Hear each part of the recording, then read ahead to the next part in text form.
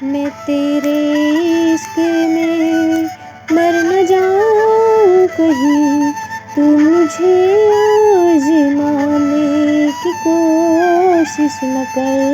मैं तेरे इश्क में।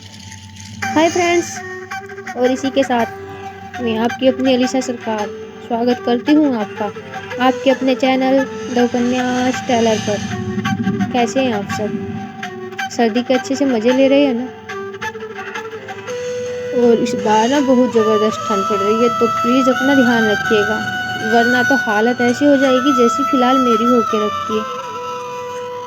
आपको मेरी आवाज़ से पता ही चल रहा होगा कि तबीयत थोड़ा सा तो अप्स डाउन में है, तो प्लीज़ थोड़ा कोऑपरेट कर लेना इस सडेली आवाज़ के साथ में। आइए शुरू करते हैं फिर आज की कहानी वही स्वप्निल वाली। क्या हुआ था और क्या होने वाला है, देखते हैं और शुरू करते हैं कहानी। इश्क आसान कब है। शराब पी रहा था और डायरी के पेज उखाड़ रहा था, और ये वो डायरी थी जिसमें लिखी गई थी उस लड़की के लिए ढेर सारी प्रेम कविताएं जो सिर्फ उस लड़की के लिए थी। वो एक पल थमा और दिमाग में कुछ आया। जेब से ब्लेड निकाली और ब्लेड का रापर खोल के बाएं हाथ की उंगली में पकड़कर दाएं हाथ के ऊपर रखा और काट लिया।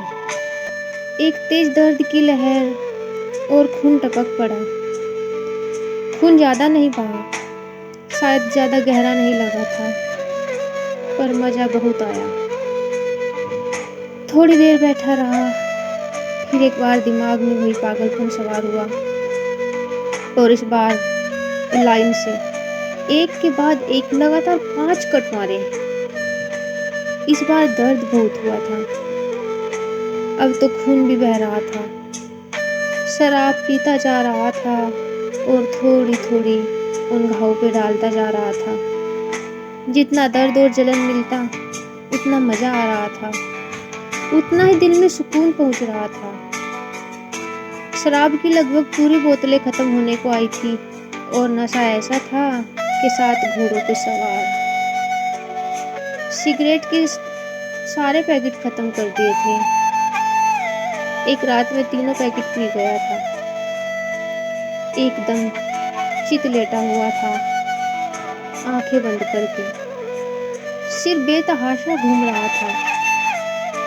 हाथ में सिगरेट थी, वो बुझाना था, तो उन घाव के ऊपर ही जलता हुआ अंगार रख दिया।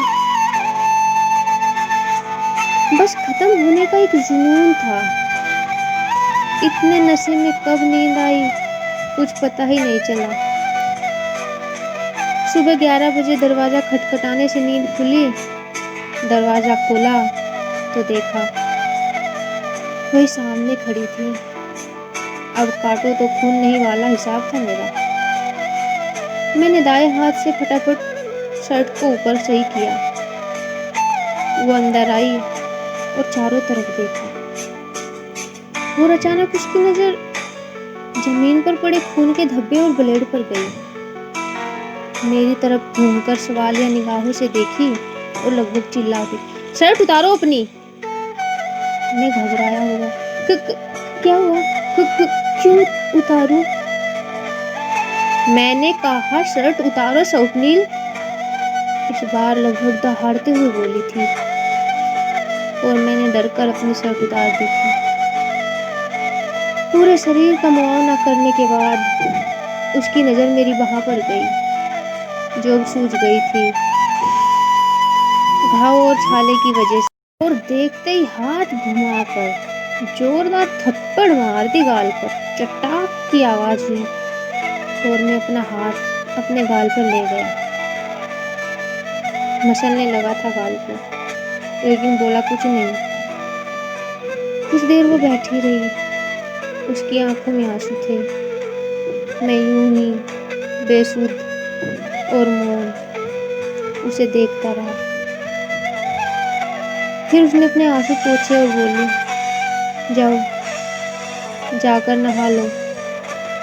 मैं तब तक नाश्ता मंगवाती हूँ। उसने वही कमरे में रखे लैंडलाइन फ़ोन से रिसेप्शन पे फ़ोन लगाया और चाय के साथ 2 डोसे का ऑर्डर दे दिया।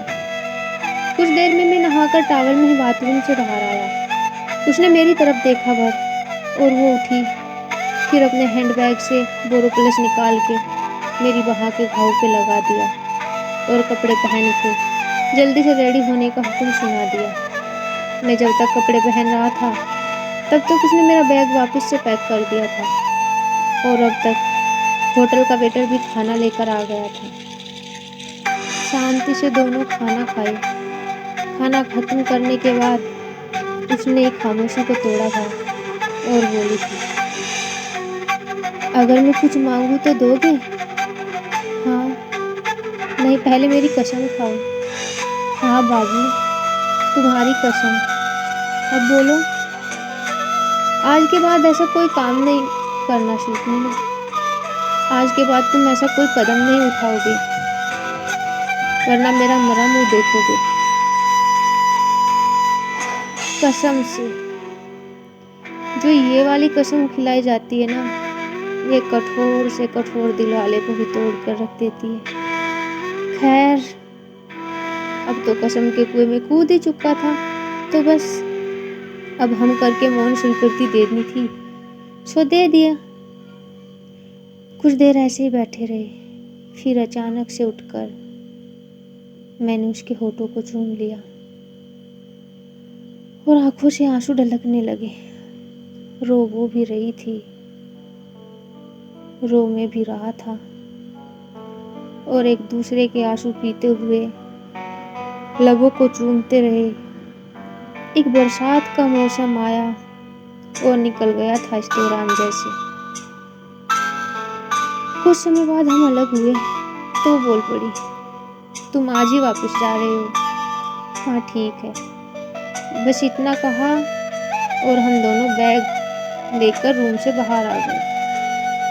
होटल वाले को पैसे दिए और स्टेशन की तरफ चल दिए, एक दूसरे का हाथ कस के थामे हुए। इस दौरान कोई बात नहीं हुई। टिकट लिए और बैठ गए ट्रेन के इंतजार में। दोनों मौन बैठे हुए थे, एक दूसरे का हाथ पकड़कर। हाथ भी इतना कसकर पकड़ा था कि कोई छुड़ा नहीं पाए। दिल में डर था कि अब के जो बिछड़े तो शायद फिर कभी नहीं मिलेंगे एक दूसरे से। रोना आ रहा था दोनों को, पर दोनों ही दिल में जब्त किए बैठे थे। दिल्ली वाली ट्रेन आई और मैंने जनरल डिब्बे में जाकर अपना बैग रख दिया। मैं गेट के पास ही खड़ा था और वो मेरा हाथ पकड़े खड़ी थी। होटल से स्टेशन तक एक पल को भी उसने मेरे हाथ पर अपनी पकड़ ढीली नहीं की थी और वो अभी भी मेरा हाथ पकड़े जश की तश खड़ी थी। इतने में ट्रेन ने हॉर्न दिया और ट्रेन धीरे धीरे अपनी जगह से फिसलने लगी। मैं ट्रेन के दरवाजे के पास खड़ा हो गया। ट्रेन फिसल रही थी और उसके हाथों से फिसल रहा था मेरा हाथ, जिसके साथ ही उसकी आंखों से आंसू फिसल के उसके गालों से नीचे जमीन पर गिर रहे थे और आखिरी शब्द यही थे, स्वप्निल भूलना मत अपना वादा, आई लव यू। सुनते हैं कि मिल जाती है हर चीज दुआ से, एक रोज उन्हें मांगकर देखेंगे खुदा से। गजल की ये लाइन मेरे जहन में आ रही थी और ट्रेन पटरी पर आगे बढ़ गई थी और वो वही खड़े रोई जा रही थी।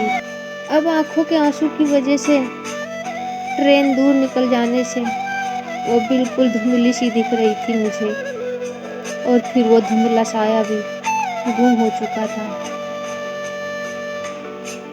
पुणे से वापस आ गया था पर दिल किसी काम में नहीं लग रहा था। दिन भर सिर्फ रूम में लेटे रहना, सिगरेट पीना और डायरी में जाने क्या क्या लिखते रहना। न सोने का पता था न जागने का।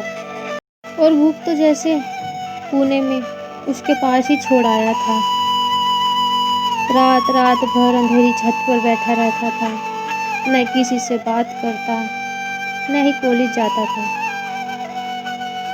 बस बार बार उसी के नंबर पे कॉल करता था और हर बार उसकी तरफ से यही सुनाई देता था, the number you have dialled is switched off. लेकिन बार बार, हजार बार उसका नंबर मिलाता रहता और जगजीत साहब की गजल की 2 लाइन, मैं इस तरह ठहरो तुझे सोचता रहता हूँ, मेरी हर सांस तेरे नाम लिखी हो जैसे, जागते जागते एक उम्र कटी हो जैसे। हाँ तो दोस्तों, यहीं पर करते हैं आज कहानी का अंत। क्या होने वाला है आगे इस कहानी में? क्या ये अधूरी मोहब्बत ऐसे ही तड़प तड़प कर जीने वाली है या कोई आशा की किरण आने वाली है इनकी ज़िंदगी में? अगर आपको ये कहानी पसंद आई हो तो इसे लाइक करें, कमेंट करें, चैनल को सब्सक्राइब करें और हाँ, मेरी अलीशा सरकार वाली आईडी को फॉलो करना बिल्कुल भी नहीं भूलें। मैं कहानी का दूसरा भाग लेकर जल्दी आपके सामने हाजिर होंगी। तब तक के लिए इंतज़ार कीजिएगा मेरा और खूब सारा ख्याल रखिएगा अपना। तब तक के लिए बाय बाय, टेक केयर।